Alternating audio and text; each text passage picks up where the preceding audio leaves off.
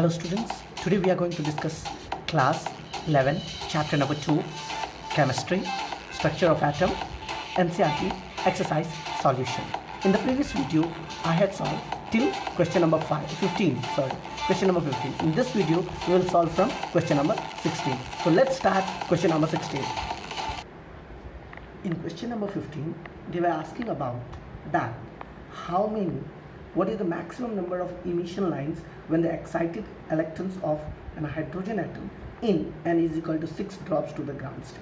So first of all, you have seen the question, and here is the solution of the question number 15 as I have already shown you in the previous video. You can go through it. You can see here, when the excited electrons of an hydrogen atom in n is equal to 6 drops to the ground state, the following transition states are. First of all, remember only one formula is there. If you want to just calculate that how many spectral lines are there, then you can just use n into n minus 1 upon 2.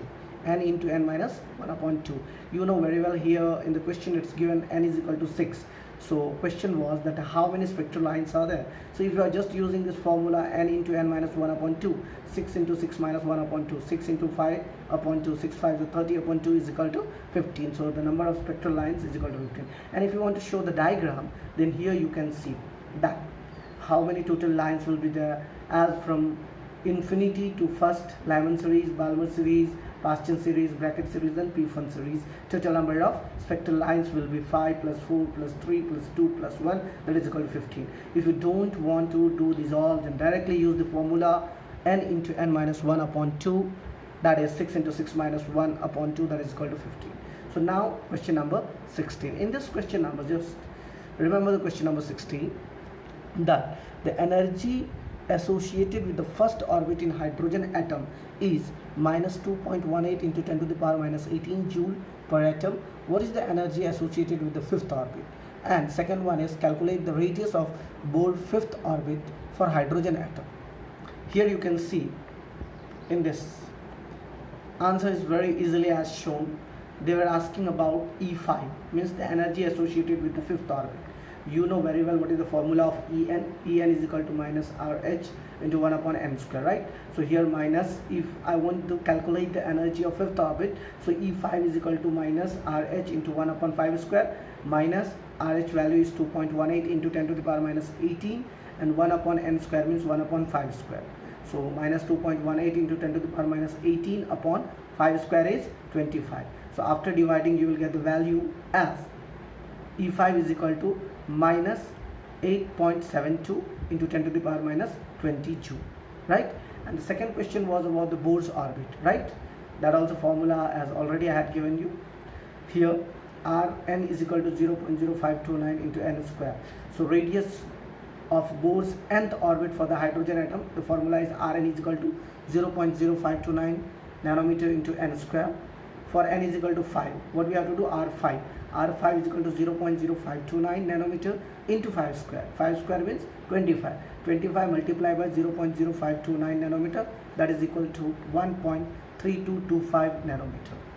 So this was our question number 16. And if you want the solution of question number 16 into the NCERT textbook, as wait, I am going to show you first of all NCERT question.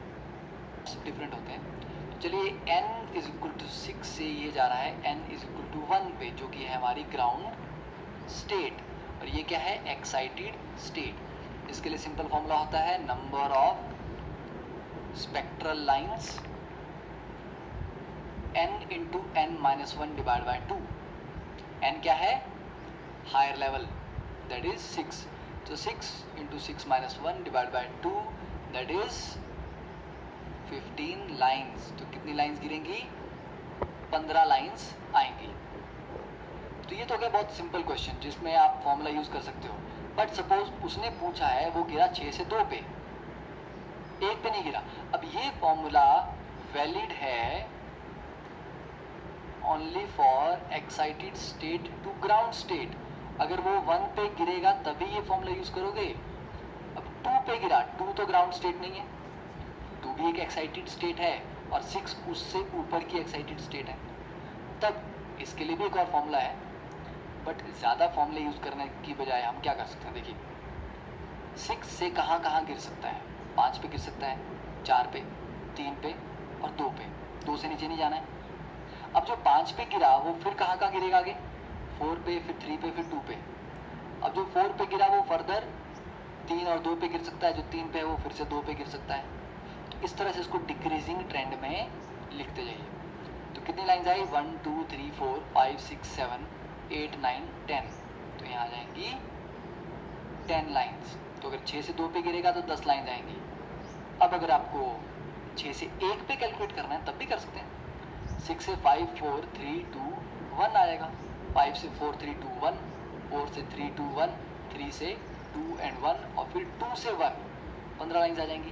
तो ये जो method है ये कभी भी गलत नहीं हो सकता, ठीक है। तो इसको यूज़ करने में ही बेनिफिट है जब भी हमें कोई टिपिकल क्वेश्चन दिया गया है।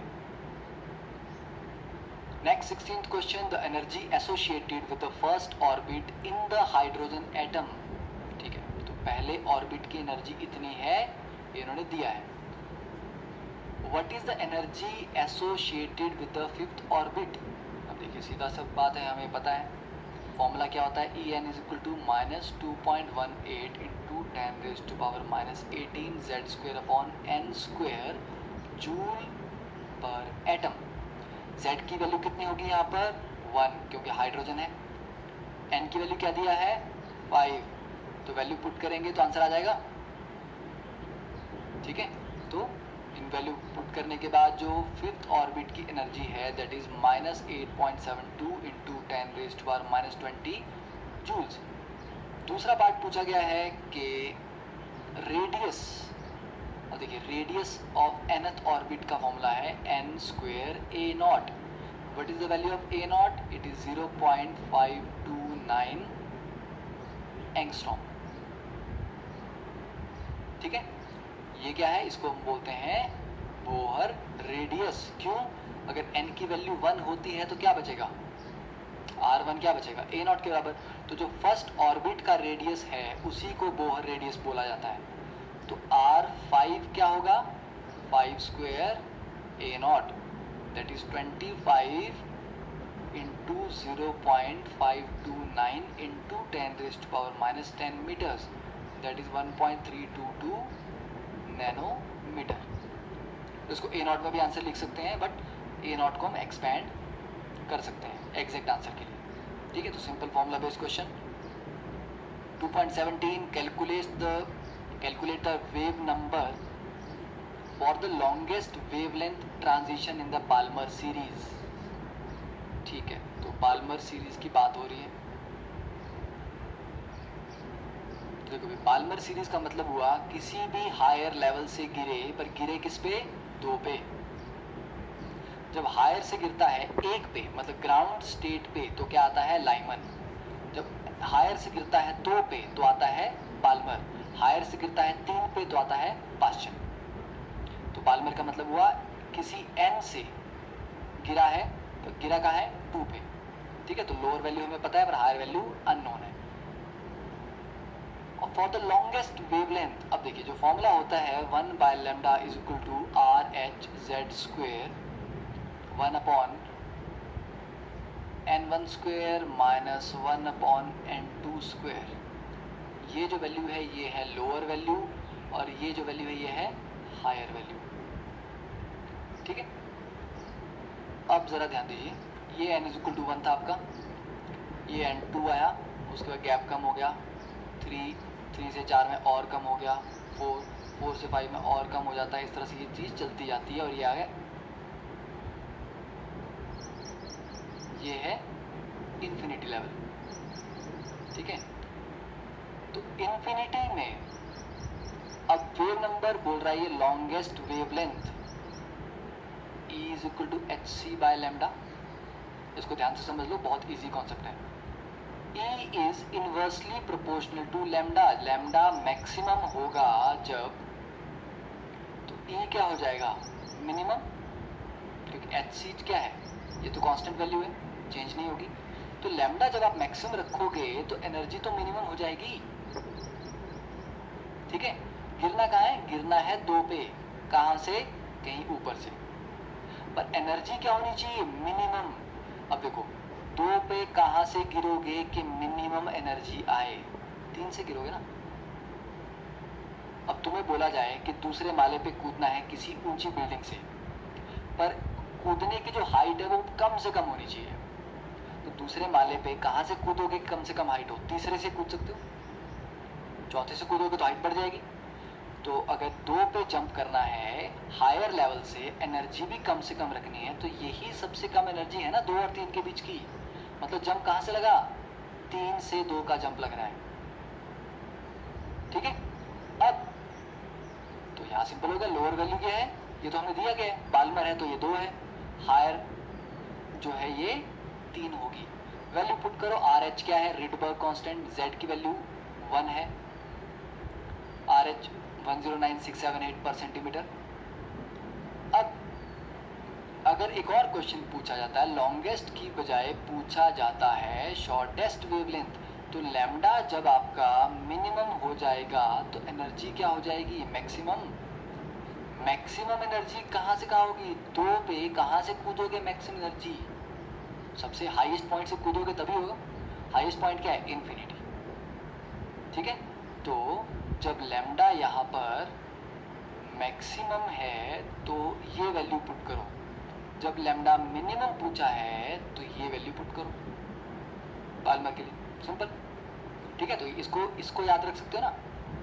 तो जब मिनिमम एनर्जी है तो जस्ट साथ वाले लेवल्स, मैक्सिमम एनर्जी बोला है तो वो और इन्फिनिटी, ठीक है। तो यहाँ पर वैल्यू पुट करके फाइनली जो आंसर आएगा दैट विल बी अराउंड, जो 1 अपॉन लैम्डा है, 1 upon lambda that is wave number, ये आएगा 1.52 इंटू 10⁻⁶ पर metre. Now coming to the next question 2.18, what is the energy in joules? तो पहले उन्होंने बोल दिया कि जूल्स में एनर्जी चाहिए, required to shift the electron of the hydrogen atom from first Bohr orbit to fifth Bohr orbit। तो n is equal to 1 में आपके पास इलेक्ट्रॉन था, उसको n इज इक्वल टू 5 में फेंकना है, तो उसके लिए क्या चाहिए हमें? एनर्जी कितनी लगेगी ये पूछा है, ठीक है। फिर अब देखो, जो ऊपर जाएगा एक्साइटेड स्टेट में वो अनस्टेबल होगा तो फिर वो वापस भी आएगा। जब वो वापस आएगा, when the electron returns to ground state, what is the wavelength of the light emitted? तो जब ये ऊपर जाने के बाद फिर से नीचे आएगा तो जो वेवलेंथ आएगी वो क्या होगी, ये भी कैलकुलेट करनी है, ठीक है। सीधी सी। अब देखो, अगर इसकी एनर्जी 10 है, इसकी एनर्जी 50 है, तो 10 से 50 पे जाने के लिए कितना एनर्जी देना पड़ेगा? 40 एनर्जी देनी पड़ेगी ना। तो ये 40 क्या था? इन दोनों का डिफरेंस। तो जो energy required to excite the electron, electron को एक्साइट करने की एनर्जी चाहिए, वो कितना है? E5 माइनस E1, ठीक है। तो ग्राउंड स्टेट की एनर्जी तो दी है इन्होंने, तो E5 का मतलब हुआ, देखो फिफ्थ की एनर्जी कितनी होती है? -2.18 इंटू 10⁻⁻18, जेड स्क्वेयर तो 1 स्क्वेयर हो जाएगा upon 5 square, minus 2.18 into 10⁻⁻18 into 1 square upon ground state is 1 square. तो ये आ जाएगा एनर्जी डिफरेंस। तो ये अगर हम कैलकुलेट करेंगे तो ये आएगा 2.09 इंटू 10⁻⁻18 जूल्स। तो इतनी एनर्जी चाहिए उसको ऊपर भेजने के लिए। अब जब वो ऊपर से नीचे आएगा तो वापस से ये सारी एनर्जी बाहर फेंकेगा, ठीक है। तो while returning to ground state, electron emits 2.09 into 10⁻⁻18 joule energy, इतनी एनर्जी लूज करेगा। तो मतलब ये जो एनर्जी है ये किसके बराबर होगी?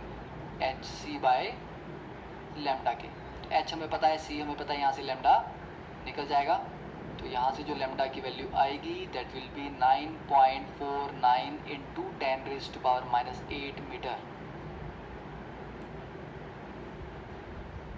क्लियर? यहाँ पर इन्होंने वैल्यू अर्ग्स में दी है, कोई प्रॉब्लम नहीं है, अर्ग्स की बजाय हम यूज़ करते हैं joules. Next is So as you have seen question number 16, 17 and 18 answer, it's very easy, and the solution as I had explained you, you can just put the formulas and you can put it.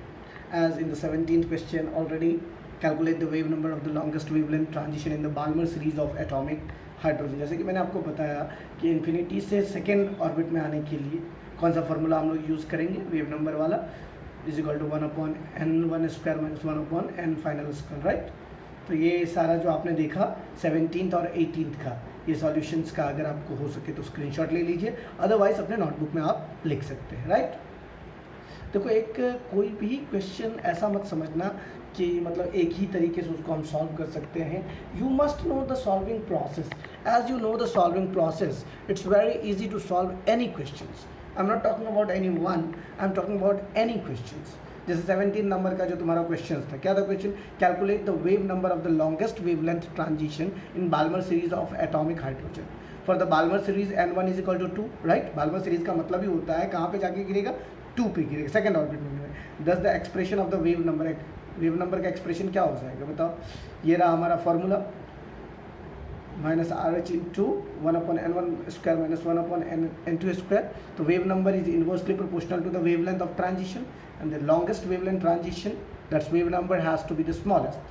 For the minimum, NF should be the maximum. जैसे मैंने आपको बताया कि अगर energy minimum होगा तो हमारा wavelength maximum होगा, और अगर मैक्सिमम वेवलेंथ होगा तो एनर्जी मिनिमम होगा। तो बाल्मर सीरीज के लिए अगर ट्रांजिशन आप करेंगे तो मैक्सिमम मतलब मिनिमम कौन सा होगा? n इज इक्वल टू 3 होगा, हाईएस्ट एनर्जी लेवल जो होगा उसका 3 हो जाएगा। कहाँ पे गिरेगा? मिनिमम एनर्जी के लिए 3 से 2 में गिरेगा, राइट। तो यहाँ पे आपने देखा, तो इस तरह से आपका formula wave number is equal to 1.5236 into 10 to the power 6 per meter and 1.097 into 10 to the power 7 metre inverse को इस तरह से फॉर्मूला रखने पर आपका एग्जैक्ट वैल्यू जो है क्या आ जाएगा?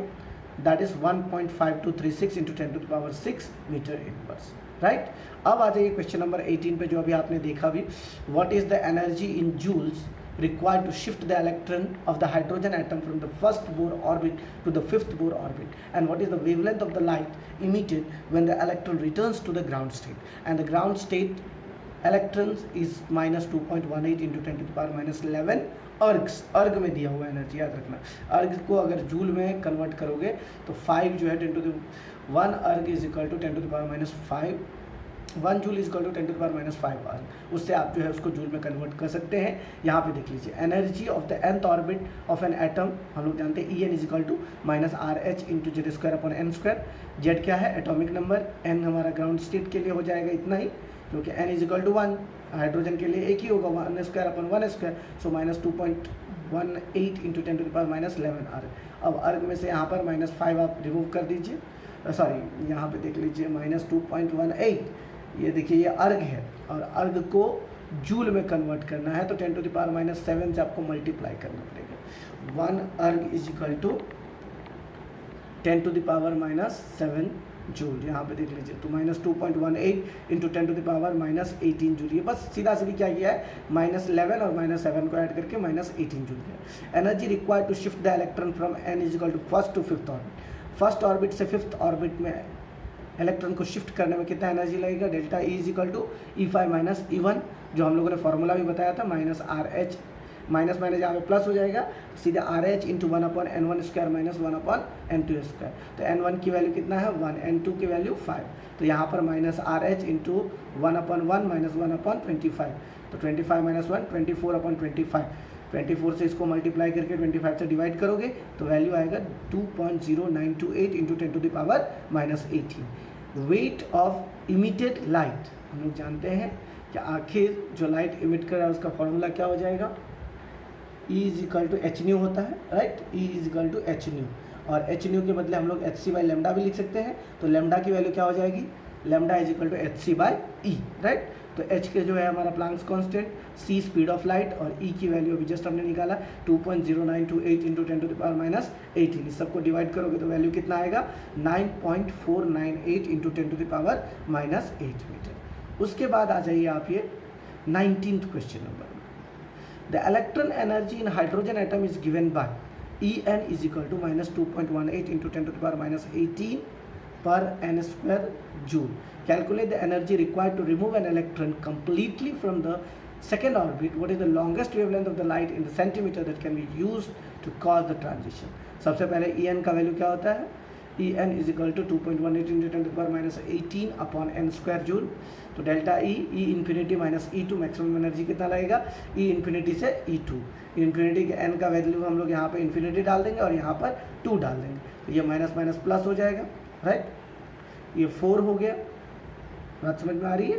तो इसको आगे ले लेंगे, 2.18 into 10 to the power minus 18 upon 4 minus इसको इन्फिनिटी से डिवाइड करोगे तो ये 0 हो जाएगा, right. So the energy required for ionisation for second orbit is given by, इसको जब डिवाइड करोगे आप 4 से तो 0.545 into 10 to the power minus 18 joule. कितना आ जाएगा? 0.545 into 10 to the power minus 18 joule. तो डेल्टा ई की वैल्यू ये आपकी निकल गई. इसको आप एक पॉइंट आगे कर दीजिए तो 5.45 into 10 to the power minus 19 joule हो जाएगा, राइट. अब जो है लेमडा की वैल्यू निकालना है. Lambda is equal to H C by delta E हो जाएगा, क्योंकि मैंने आपको जस्ट बताया था E is equal to H nu होता है, E is equal to H C by lambda होता है, तो लेमडा बराबर H C by delta E हो जाएगा. तो lambda is the longest wavelength causing the transition. तो लेमडा में एच की वैल्यू प्लांक्स कांस्टेंट, सी की वैल्यू स्पीड ऑफ लाइट और ई की वैल्यू जो आपने निकाला है 5.45 into 10 to the power minus 19. यहाँ पर दोनों को मल्टीप्लाई करके 5.45 into 10 to the power minus 19 से डिवाइड करने पर जो आंसर आएगा 3.647 into 10 to the power minus 7 metre, right. अगर इसको आप एंगस्ट्रन में चेंज करना चाहते हैं, किसमें? एंगस्ट्रन में. एंगस्ट्रन में चेंज करो, 1 मीटर इज इक्वल टू कितना एंगस्ट्रन बताइए? 1 metre is equal to 10 to the power, हम सब जानते हैं 10 टू द पावर 10 एंगस्ट्रम जो होता है 1 metre is equal to 10 to the power minus 10, मतलब 1 into 10 to the power minus 10 जो होगा. अब यहाँ पर देख लीजिए 3.647 into 10 to the power minus 7 metre है, राइट. और इसको आपको एंगस्ट्रम में चेंज करना है तो वेरी इजी, ये 30 यहाँ पे आप हटा दीजिए तो ये 10 टू द पावर माइनस 10 हो गया. तो यहाँ पे 3647 into 10 to the power minus 10 metre. Metre के बदले हम लोग 10 to the power minus 10 metre के बदले यहाँ पे क्या लिख देंगे? एंगस्ट्रम. तो ये था हमारा क्वेश्चन नंबर 19. अब आ जाए क्वेश्चन नंबर 20 पे. Calculate the wavelength of an electron moving the velocity 2.05 into 10 to the power 7 metre per second. आपको क्या निकालना है? वेवलेंथ निकालना है. किसका? Electron moving with the velocity इतना का. इलेक्ट्रॉन की स्पीड आपको दी हुई है, आपको निकालना है वेवलेंथ. कौन सा इक्वेशन यूज करेंगे? De Broglie equation. De Broglie equation में क्या होता है? Lambda. Lambda is equal to H upon M V. होता है कि नहीं होता? याद कीजिए, मैंने आपको ये इक्वेशन सॉल्व करवाया था जब मैंने चैप्टर एक्सप्लेन किया था, तो उसमें lambda is equal to H by M V हमने निकाला था. Lambda wavelength, M mass of electron और वी जो है हमारा velocity of a particle, right. तो याद कीजिए एच की वैल्यू कितना होगा? Planck's constant. Mass of electron 9.1 into 10 to the power minus 31 kg और वेलोसिटी हमारा क्वेश्चन में दिया हुआ है 2.05 into 10 to the power 7 metre per second. ये सबको मल्टीप्लाई पहले नीचे में कर देंगे, उसके बाद उसको डिवाइड करने पर जो वैल्यू आएगी 3.548 into 10 to the power minus 11 metre.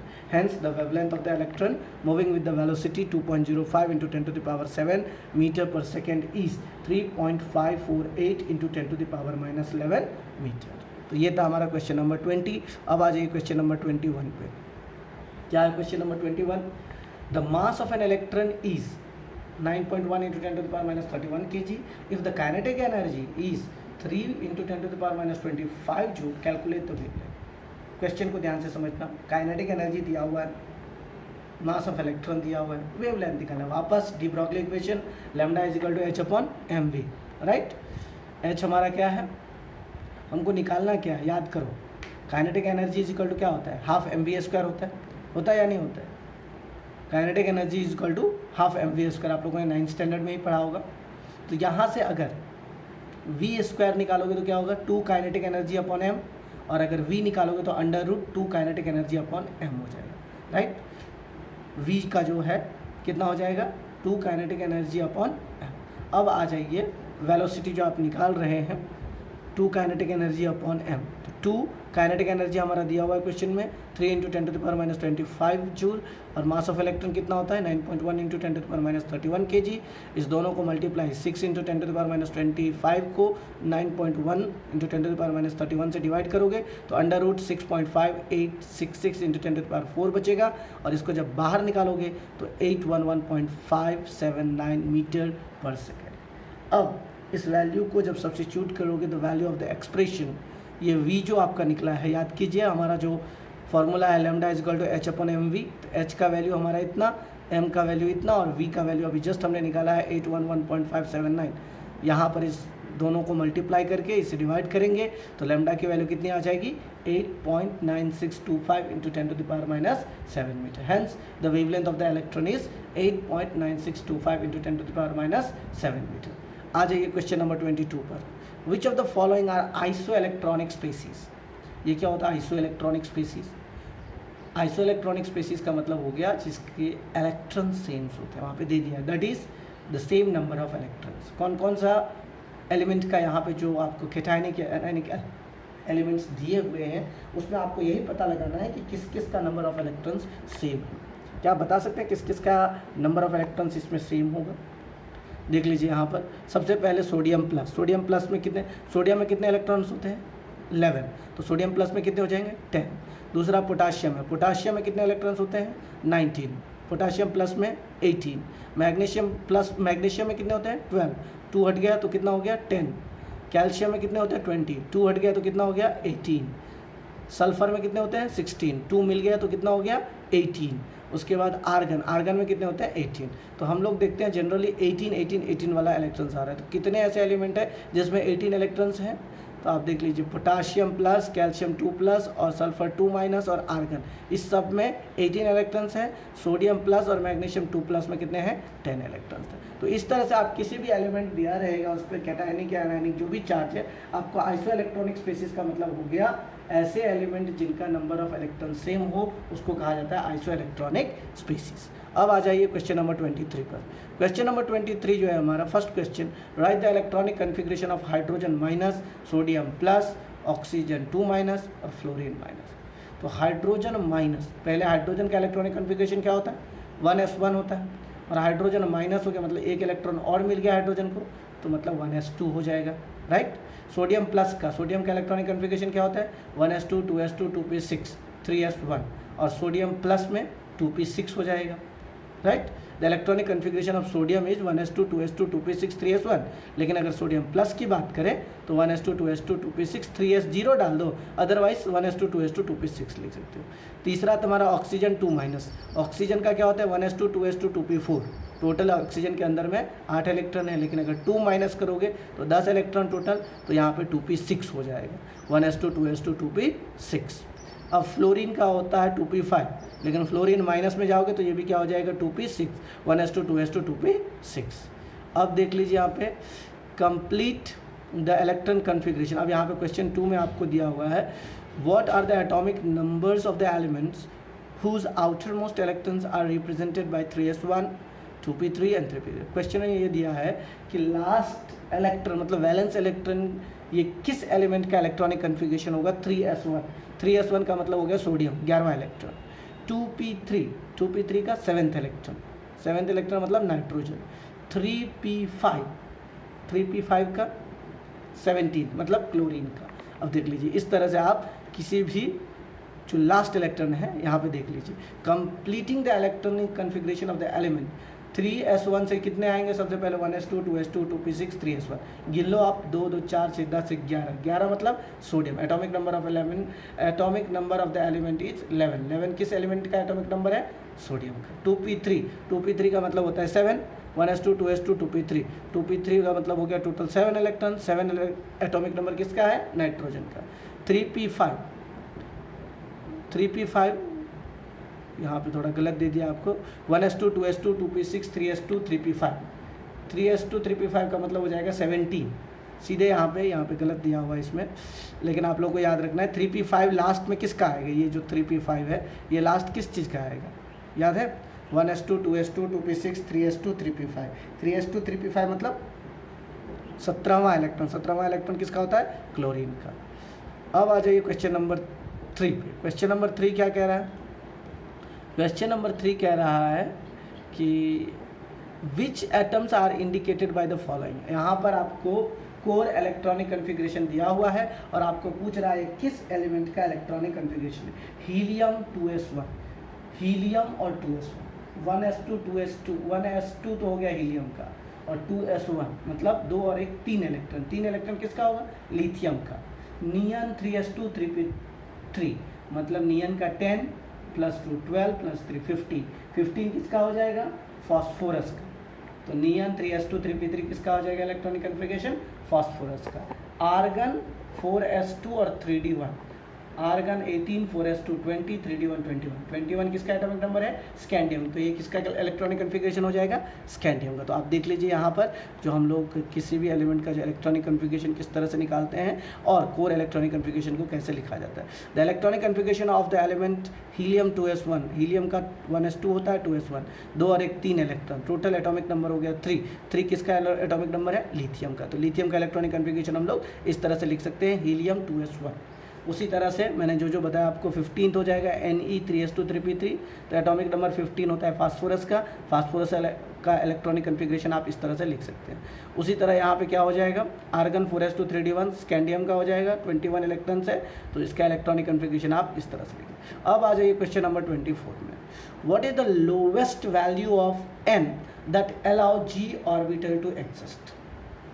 Question पूछ रहा है आपको कि आखिर n का वो कौन सा लोवेस्ट वैल्यू होगा जो g ऑर्बिटल को एग्जिस्ट करता है। बात समझे कि नहीं समझे? अभी तक आपने क्या पढ़ा है? आपने पढ़ा है एजीमुथल क्वांटम नंबर 0 से लेकर 3 तक, और l = n-1 होता है। और 0 का मतलब s orbital, p orbital, d orbital और f ऑर्बिटल। s का 0, p का 1, d का 2 और f का 3। अब आपको क्वेश्चन पूछ रहा है g ऑर्बिटल के लिए n की वैल्यू कितना होगा? तो n-1 होता है, याद कीजिए l = n-1 होता है। तो l आपको 4 चाहिए, s p d f g के लिए l = 4 चाहिए। तो l = 4 मतलब n की वैल्यू कितना हो जाएगा? l = n-1 होता है, तो l + 1 = n हो जाएगा। तो n की वैल्यू 5 और l की वैल्यू 4 जब मिनिमम होगी तब जा कर के ये जो g है, g का मतलब कितना हो गया? l = 4 for the lowest value of n that allows the g orbital to exist. तो लोएस्ट वैल्यू n की कितनी होगी? 5, जहाँ पर ये g ऑर्बिटल को एग्जिस्ट करता है। Got it? अब आ जाए question number 25। An electron is the one of the 3d orbitals, give the possible values of n, l, m of the electron. 3d orbitals के n का वैल्यू क्या होगा, l की वैल्यू क्या होगी, m।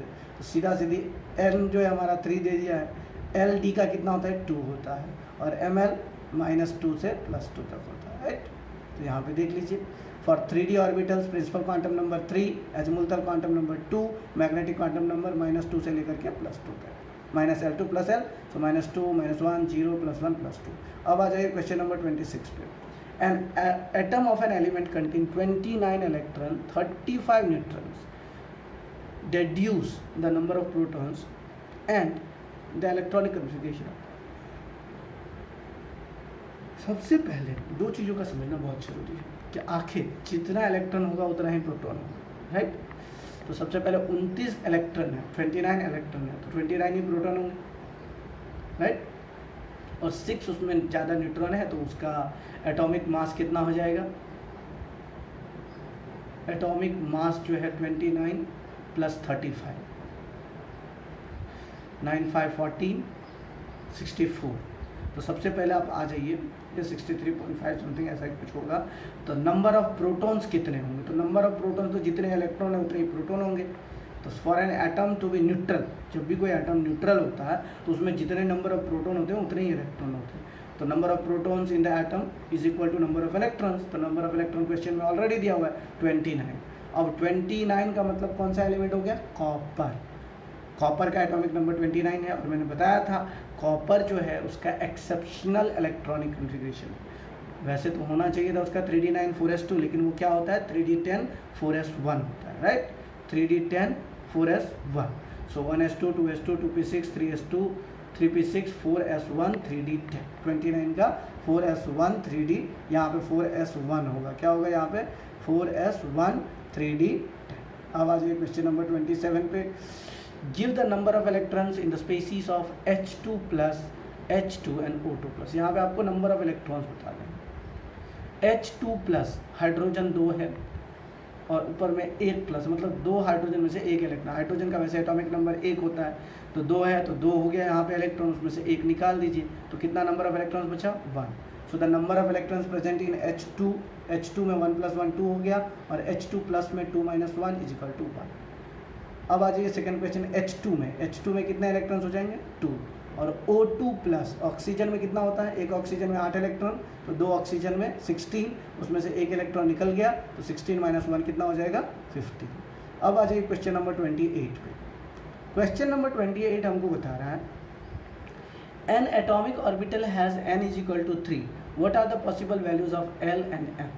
अगर कोई भी थर्ड ऑर्बिटल में इलेक्ट्रॉन है तो उसका L का वैल्यू क्या समझ सकता है. L की वैल्यू 0 हो सकती है, 1 हो सकती है और 2 हो सकती है.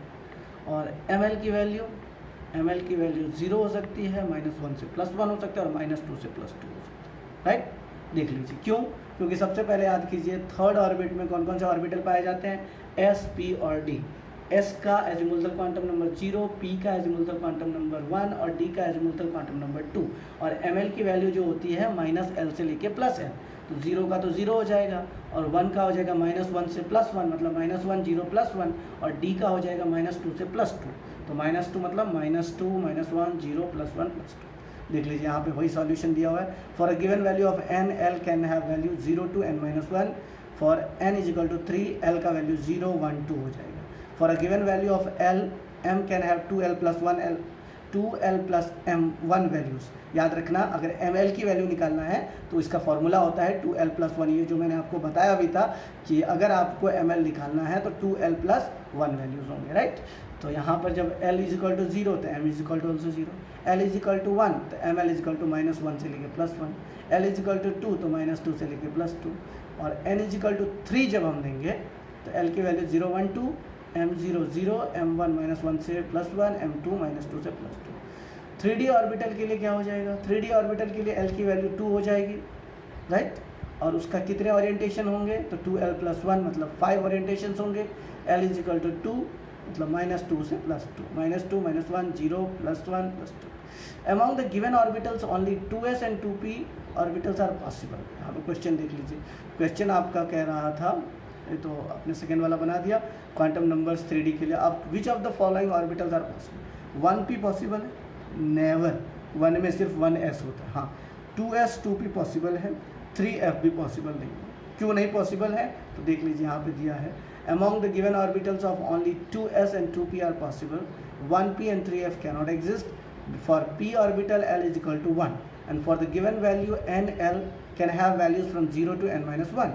For if L = 1, the minimum value for n should be 2. So that's why 1p cannot exist. Similarly, for f orbital L = 4. So that's why minimum value of n should be 5. And here it is 3f, so it's not possible. For L = 4, the minimum value of n should be 5. Hence 1p and 3f do not exist. अब आ जाइए question number 29 पे. Using SPD notations, describe the orbitals with the following quantum number. n = 1, L = 0. कितना हो जाएगा, 1s हो जाएगा. Right, n = 3, L = 1, तो ये हो जाएगा 3p. n = 4, L = 2, ये 4d. n = 4, L = 3, ये 4f. राइट, देख लीजिए. n = 1, L = 0 तो 1s. n = 3, L = 1, 3p.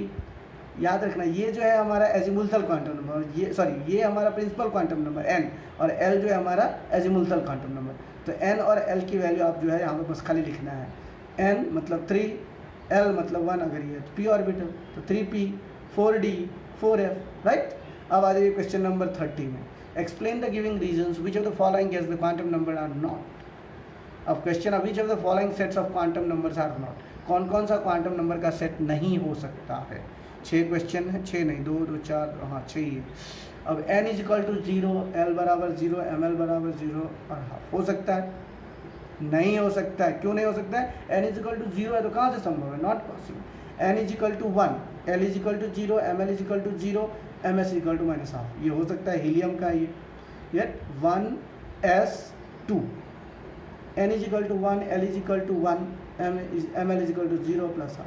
जब n की वैल्यू 1 है तो l 1 नहीं हो सकता, l 0 होगा, तो ये नहीं पॉसिबल। क्यों? क्योंकि l is equal to n minus 1, 0 to n minus 1, तो ये पॉसिबल नहीं है। अब आ जाइए यहाँ पे n is equal to 2, l is equal to 1, ml is equal to 0, तो हो सकता है 2p5। 2p5 किसका हो जाएगा? फ्लोरीन का। तो ये हो सकता है n is equal to 2, l is equal to 1, ml is equal to 0 और ms इज इक्वल टू -12, तो डेफिनेटली ये पॉसिबल है। n is equal to 3, l is equal to 3, ml is equal to -3। n जब 3 है तो l 3 नहीं हो सकता। याद कीजिए l is equal to 0 to n minus 1, मतलब अगर n 3 होगा तो मैक्सिमम l की वैल्यू 2 तक हो सकती है, 3 नहीं होगा तो ये पॉसिबल नहीं है। n is equal to 3, l is equal to 1, ml is equal to 0, ms is equal to half, ये हो सकता है 3p2 इलेक्ट्रॉन्स, राइट। तो देख लीजिए यहाँ पे वही सारे सेट का यहाँ पे आंसर बना दिया गया है। क्वेश्चन के आपको बस समझ में आना चाहिए कि प्रिंसिपल क्वांटम नंबर कैसे निकाला जाता है, right. So the given set of quantum numbers is not possible because the value of the principal quantum number n cannot be 0। So the given set of quantum number is possible, not possible, possible, why possible and why not possible? Because already I had said you, if the L value is less than m, then only it will be possible, otherwise it not be possible, because L is equal to 0 to n minus 1. Now let's come towards the next question, question number 31. How many electrons in an atom may have the following quantum numbers? अब कितने electron है ये quantum? n is equal to 4 है और ms is equal to -12। अब question समझने की कोशिश कीजिए। जब n की वैल्यू 4 है और इलेक्ट्रॉन जो है मतलब अपोजिट स्पिन वाला है -1, तो सबसे पहले नंबर ऑफ इलेक्ट्रॉन्स याद कीजिए, बोर वाला जो बोर ने थ्योरम दिया था, number of electrons equal to 2n² और n की वैल्यू 4, तो 2 इंटू 4 स्क्वायर, 4 4 जा 16 इंटू 2 32, तो total number of electrons 32। The given element has fully filled, मतलब टोटल के टोटल फुलफिल है, -1 है इसलिए fully filled. The given element has fully filled orbital, तो 1s2, 2s2, 2p6, 3s2, 3p6, 4s2, 3d10, तो ये तो 3d10 हो गया हमारा 30 तक, और 32, 31 and 32, hence all the electrons are paired, so number of electrons having n is equal to 4, ms is equal to -12, तो ये हो जाएगा 16। बात समझ में आया? टोटल 32 इलेक्ट्रॉन है और ये -12 है, तो -12 का कितना हो जाएगा? 16 इलेक्ट्रॉन्स। दूसरा क्वेश्चन था n is equal to 3, l is equal to 0। ये इंडिकेट क्या करता है? 3s ऑर्बिटल को इंडिकेट करता है। 3s ऑर्बिटल में कितने इलेक्ट्रॉन्स होंगे? Maximum 2 electrons, right. अब आ जाइए 32 क्वेश्चन नंबर पे। Show that the circumference of the Bohr orbit for the hydrogen atom is an integral multiple of de Broglie wavelength associated with the electron revolving around the orbit. ये question है, याद कीजिए मैंने आपको ये theorem भी पढ़ाया था, mvr is equal to nh/2π, where h/2π is the integral multiples, n is the integral multiple of, अभी n की वैल्यू 1 2 3 4 आप डाल सकते हैं।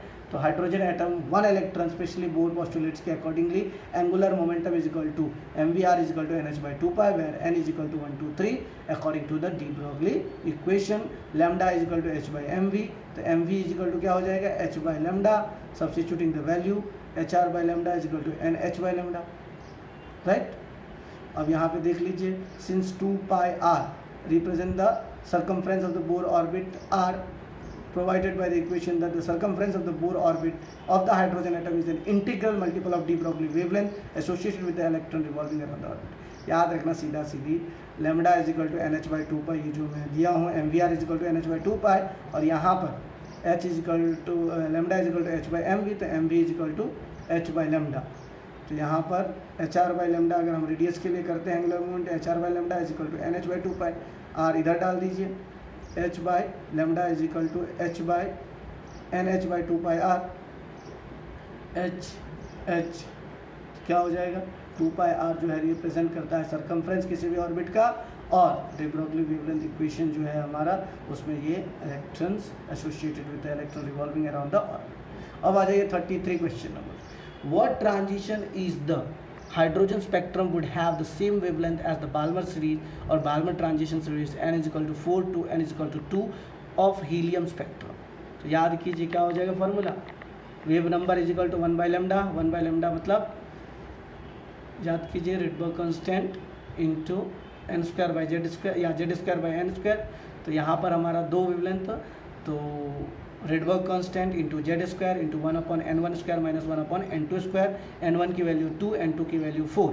तो अब याद कीजिए wave number is equal to 1/λ R Z square, तो आर इंटू जेड का वैल्यू 2 हो जाएगा यहाँ पे, राइट, क्योंकि यहाँ पे दिया है n1 इज इक्वल टू 2, इसीलिए यहाँ पर क्या हो जाएगा, बाल्मर सीरीज के लिए वैसे भी 2 ही होगा, इंटू 1/4 माइनस 1/16, तो 4r इंटू 4 माइनस 1/16, सो 4r इंटू 3/16, 4r इंटू 3/16. तो 1/λ इज इक्वल टू 4 माइनस 1 कितना हो जाएगा 3, और 4 4 जा 16, 3r/4 हो जाएगा. तो lambda is equal to 4/3r. Lambda क्या हो जाएगा 4/3r. According to the question the desired transition for hydrogen will have the same wavelength as that of helium plus. तो r हीलियम का कितना हो जाएगा, हीलियम प्लस का एटॉमिक नंबर, ये n की वैल्यू 1 हो जाएगी, तो 1 into n1 square minus n2 square that is equal to 3r/4.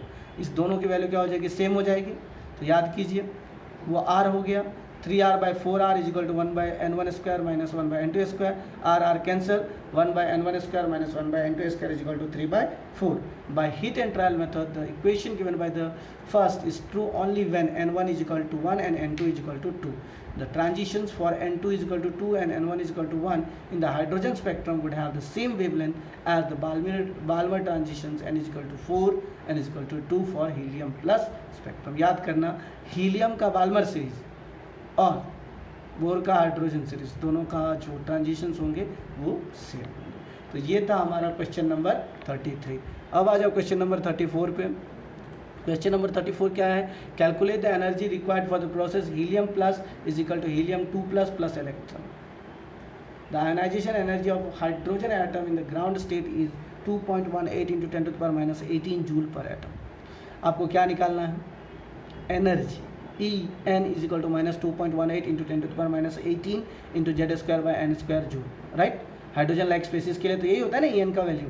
तो En डेल्टा E क्या होता है, E2 माइनस E1, या इन्फिनिटी से जो आएगा तो E infinity minus E1, infinity का वैल्यू कितना हो जाएगा 0 माइनस 2.18 into 10⁻18 into Z square upon N square. Hydrogen atom के लिए जेड जो है 1 हो जाएगा, एन भी 1 हो जाएगा, तो minus minus plus, so delta E is equal to 2.18 into 10⁻18 joule. अब आ जाइए यहाँ पर, for the given process helium plus is equal to helium 2 plus plus electron. Helium plus का मतलब वही हुआ ना, हीलियम 2 प्लस में से एक इलेक्ट्रॉन निकाल देंगे. An electron remove from n1 is equal to 1 to n is equal to infinity. तो डेल्टा E का वैल्यू कितना हो जाएगा, E इन्फिनिटी माइनस E1 होगा या नहीं होगा, E इन्फिनिटी माइनस E1, तो इन्फिनिटी की वैल्यू 0, और यहाँ पर minus RH into Z square upon N square. Helium का Z2 हो जाएगा, n इज इक्वल टू 1 हो जाएगा. हीलियम प्लस था इसलिए minus 2.18 into 10⁻18 into 2 square upon 1 square. Infinity की वैल्यू यहाँ पे 0 है, माइनस माइनस प्लस हो जाएगा.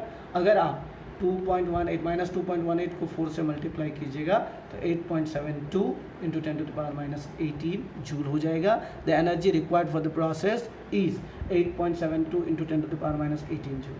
और ये हमारा आज के लिए लास्ट क्वेश्चन होगा, क्वेश्चन नंबर 35.